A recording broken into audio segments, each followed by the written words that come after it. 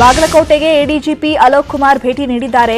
ನವನಗರದ SP ಕಚೇರಿಗೆ ಆಗಮಿಸಿದ ADGP Alok ಕುಮಾರ್ಗೆ ಜಿಲ್ಲಾ ಪೊಲೀಸರಿಂದ ಗೌರವ ವಂದನೆ ನೀಡಲಾಗಿದೆ. ಅಲೋಕ್ ಕುಮಾರ್ ಬಾಗಲಕೋಟೆಗೆ ಆಗಮಿಸುತ್ತಲೇ ಪೊಲೀಸ್ ಅಧಿಕಾರಿಗಳ ಸಭೆ ನಡೆಸಿದ್ದಾರೆ.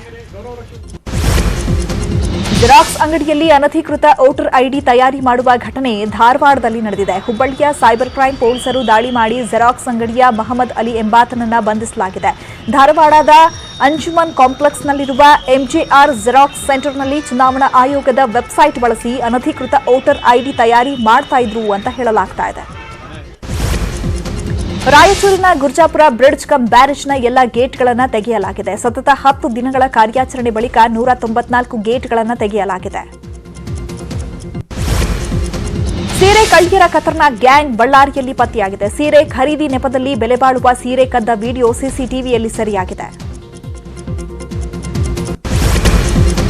ಉಕ್ರೇನ್ ದಕ್ಷಿಣ ಭಾಗದಲ್ಲಿ ನಡೆದ ಭಾರೀ ಘರ್ಷಣೆ ನಡೀತಾ ಇದೆ. ಉಕ್ರೇನ್ ಪಡೆಗಳು ರಷ್ಯಾದ ಫೈಟರ್ ಜೆಟ್ SU-35 ಅನ್ನ ಹೊಡೆದುರುಳಿಸಿವೆ.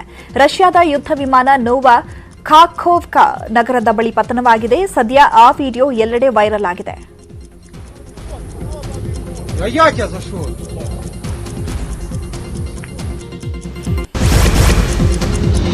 ಕಿಚ್ಚ ಸುದೀಪ್ಗೆ ಕೊರೋನಾ ಪಾಸಿಟಿವ್ ಎಂಬ ವದಂತಿ ಬಗ್ಗೆ ನಿರ್ಮಾಪಕ ಜಾಕ್ ಮಂಜು ಮಾಹಿತಿ ನೀಡಿದ್ದಾರೆ. ಸುದೀಪ್ ಸರ್ಗೆ ಕೊರೋನಾ ಅನ್ನೋದು ಸುಳ್ಳು ಮಾಹಿತಿ.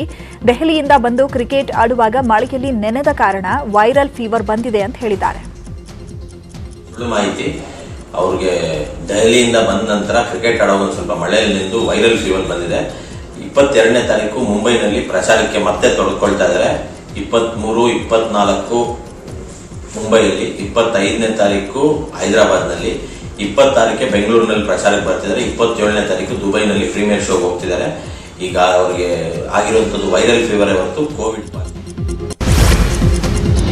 ಜಿಯೋ ಇನ್ಸ್ಟಿಟ್ಯೂಟ್ ಆರ್ಟಿಫಿಷಿಯಲ್ ಇಂಟೆಲಿಜೆನ್ಸ್ ಮತ್ತು ಡಾಟಾ ಸೈನ್ಸ್ ಮತ್ತು ಡಿಜಿಟಲ್ ಮೀಡಿಯಾ ಮತ್ತು ಮಾರ್ಕೆಟಿಂಗ್ ಕಮ್ಯುನಿಕೇಷನ್ಸ್ನಲ್ಲಿ 2 ಚೊಚ್ಚಲ ಸ್ನಾತಕೋತ್ತರ ಕಾರ್ಯಕ್ರಮಗಳನ್ನು ಆರಂಭಿಸಲಾಗಿದೆ. ಶೈಕ್ಷಣಿಕ ವರ್ಷದ ತರಗತಿಗಳು ಜುಲೈ 21, 2022ರಂದು ಪ್ರಾರಂಭವಾಗುತ್ತೆ. ಭಾರತದ 19 ರಾಜ್ಯಗಳು ಮತ್ತು ದಕ್ಷಿಣ ಆಫ್ರಿಕಾ, ಭೂತಾನ್, ನೇಪಾಳ ಮತ್ತು ಘಾನಾ ದೇಶದಿಂದಲೂ ವಿದ್ಯಾರ್ಥಿಗಳು ಆಗಮಿಸಿದ್ದಾರೆ.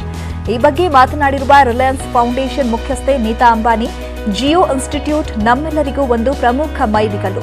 ಭಾರತದಲ್ಲಿ ಉನ್ನತ ಶಿಕ್ಷಣವನ್ನ ಮರು ವ್ಯಾಖ್ಯಾನಿಸಲು ಮತ್ತು ನಮ್ಮ ಸಂಸ್ಥಾಪಕ ನನ್ನ ಮಾವ ಶ್ರೀ ಧೀರೂಭಾಯಿ ಅಂಬಾನಿ ಅವರ ಪರಂಪರೆಯನ್ನ ಮುಂದುವರೆಸಲು ಇದೊಂದು ಸುವರ್ಣ ಅವಕಾಶ ಅಂತ ಹೇಳಿದ್ದಾರೆ.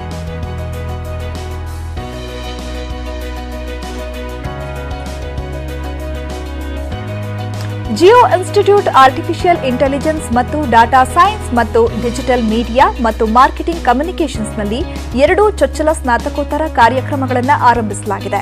ಶೈಕ್ಷಣಿಕ ವರ್ಷದ ತರಗತಿಗಳು ಜುಲೈ 21, 2022ರಂದು ಪ್ರಾರಂಭವಾಗುತ್ತೆ. ಭಾರತದ 19 ರಾಜ್ಯಗಳು ಮತ್ತು ದಕ್ಷಿಣ ಆಫ್ರಿಕಾ, ಭೂತಾನ್, ನೇಪಾಳ ಮತ್ತು ಘಾನಾ ದೇಶದಿಂದಲೂ ವಿದ್ಯಾರ್ಥಿಗಳು ಆಗಮಿಸಿದ್ದಾರೆ. ಈ ಬಗ್ಗೆ ಮಾತನಾಡಿರುವ ರಿಲಯನ್ಸ್ ಫೌಂಡೇಶನ್ ಮುಖ್ಯಸ್ಥೆ ನೀತಾ ಅಂಬಾನಿ, ಜಿಯೋ ಇನ್ಸ್ಟಿಟ್ಯೂಟ್ ನಮ್ಮೆಲ್ಲರಿಗೂ ಒಂದು ಪ್ರಮುಖ ಮೈಲಿಗಲ್ಲು. ಭಾರತದಲ್ಲಿ ಉನ್ನತ ಶಿಕ್ಷಣವನ್ನ ಮರು ವ್ಯಾಖ್ಯಾನಿಸಲು ಮತ್ತು ನಮ್ಮ ಸಂಸ್ಥಾಪಕ ನನ್ನ ಮಾವ ಶ್ರೀ ಧೀರೂಭಾಯಿ ಅಂಬಾನಿ ಅವರ ಪರಂಪರೆಯನ್ನ ಮುಂದುವರೆಸಲು ಇದೊಂದು ಸುವರ್ಣ ಅವಕಾಶ ಅಂತ ಹೇಳಿದ್ದಾರೆ.